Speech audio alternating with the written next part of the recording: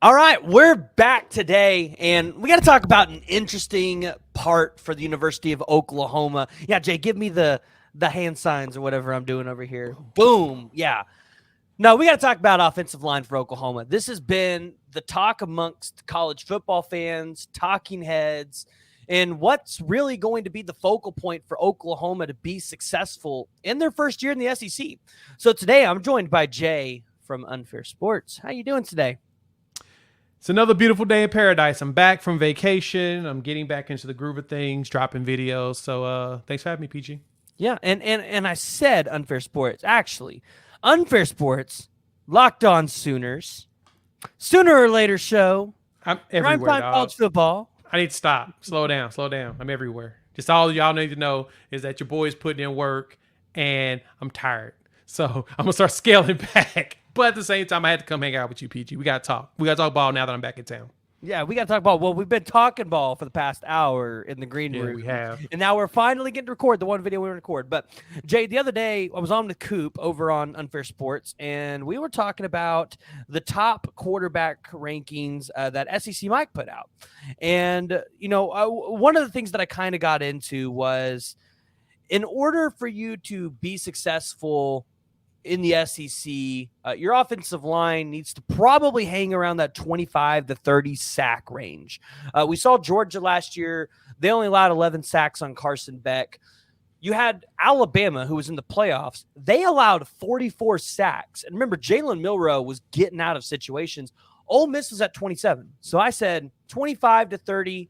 That gets you a successful offensive line, probably makes you a top-tier SEC team. And then when you go to play some of these out-of-conference teams, you're probably not giving up very many sacks, if any, at all. So I wanted to kind of get your thoughts here because it seems like it's changing every day on who's going to start, who's popping out for the Sooners. I'm hearing a lot of great things about Jake Taylor now, which shouldn't be surprising. 4-star kid out of Bishop Gorman, but kind of want to get your thoughts on the offensive line and see what you think is going to happen there. So when I had talked about my prediction for offensive line, this is who I had. And if you don't believe me, you can go back to my room preview that I have on my channel. I have it for 2024. I have a whole thing. This is back in March. This is my offensive line. Jake Sexton, Heath Zeta, Troy Everett. Now he's hurt. It's going to be Branson Hickman, of course. Can't do anything about that because we picked him up after I did my room review. I did it before spring game. Fabichi Wewu, Jake Taylor. I had both the Jakes as your bookends, regardless. I knew that he was going to step up. Former 4-star, as you mentioned, out of Las Vegas. I knew that there had been rumbles about him doing well last year. And I figured he would step out and take the hold of that position. So I anticipated being the Jakes on the tackles, which we're more concerned because they're young and we don't know much about them, but I think that we'll be fine. But with Wewu, as well as I say, it's probably going to be Gary and Hatchett is most likely going to get that left guard. I didn't know if he was going to be healthy or not yet. BV mentioned he'd be back this summer. We've seen videos of him running now. And then you got Branson Hickman right there in the middle. Yeah, I think we've solidified what the line's going to look like. We just need the continuity to kick in, especially going through the fall. And I think Oklahoma will be fine. Well, I think we'll be fine with the offensive line. Now, it's interesting that you have Hatchett as your starting left guard because I've kind of pretty much given that job to Heath Zeta.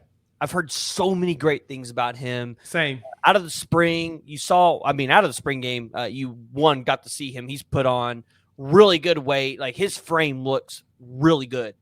I think Heath Zeta is going to be at the starting left guard opposite to Fabichi Wewu, which again, and you add Branson Hickman as your starting center. I think people forget how good he was at SMU. And I know people say, well, it's at SMU.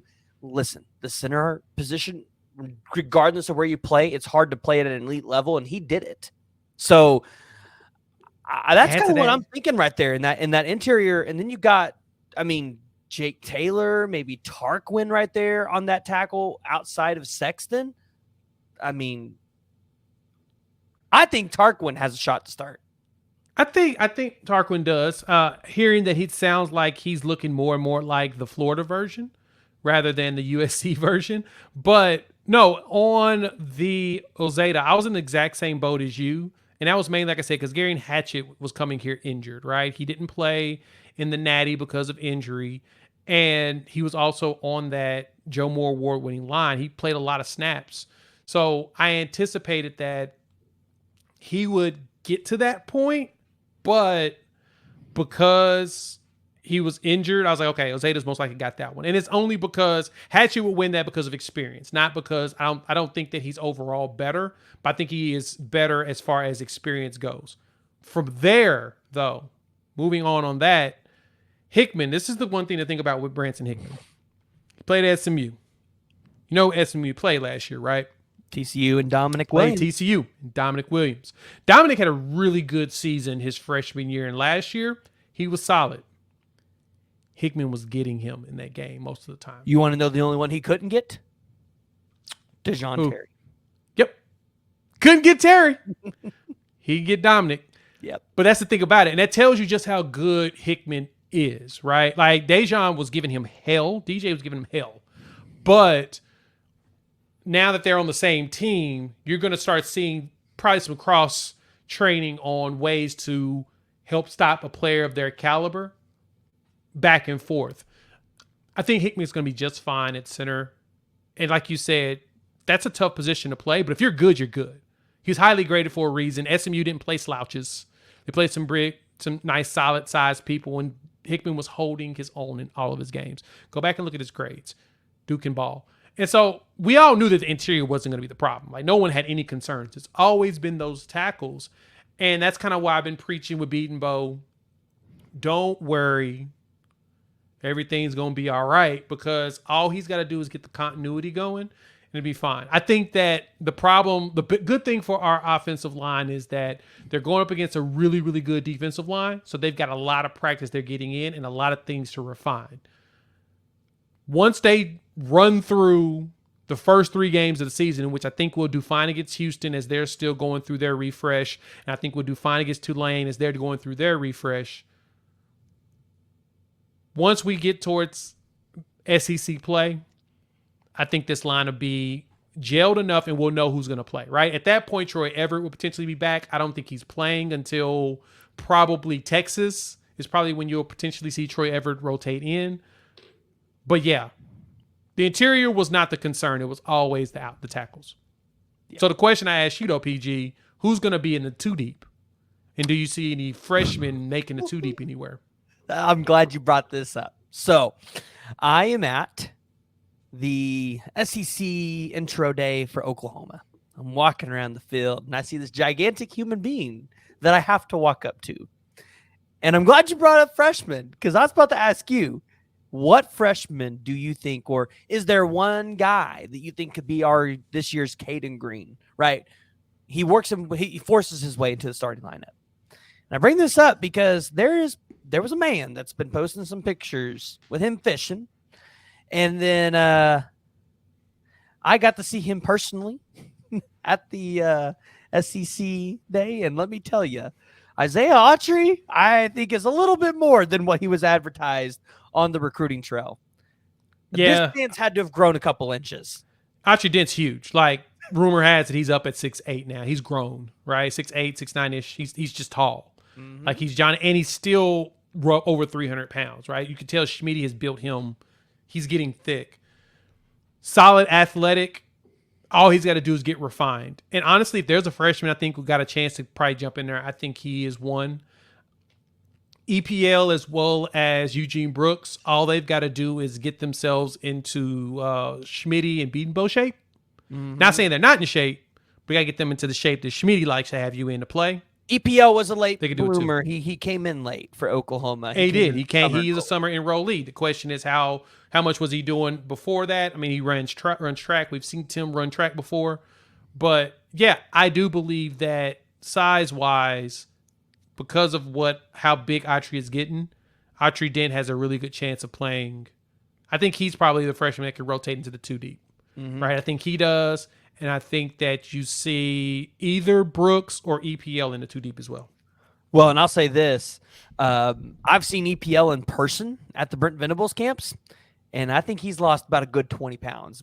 but you don't think you can tell he lost it. I mean, he looks fantastic. Good. I mean, EPL is going to be a dude.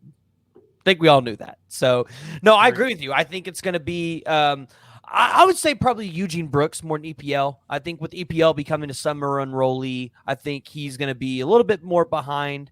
And then also Daniel Akankumi coming off that injury a little bit offseason. I think he's just going to need another year as well. So it'd probably be Isaiah Autry and then Eugene Brooks for me. But regardless, this young offensive line for Oklahoma, it's definitely going up in the right direction. If you have Jake Taylor and Jacob Sexton as your two tackles, I kind of wonder, do you swing Tarquin as a guard and tackle, or do you just let him play one position? You leverage that experience at both, whichever one is needed at the time, to be honest. Yeah. And then Spencer Brown, right? Like, I think we know how talented he is, but like, is he just going to be one of those really good rotational pieces for you off the bench? Like that's another piece that I'm really watching.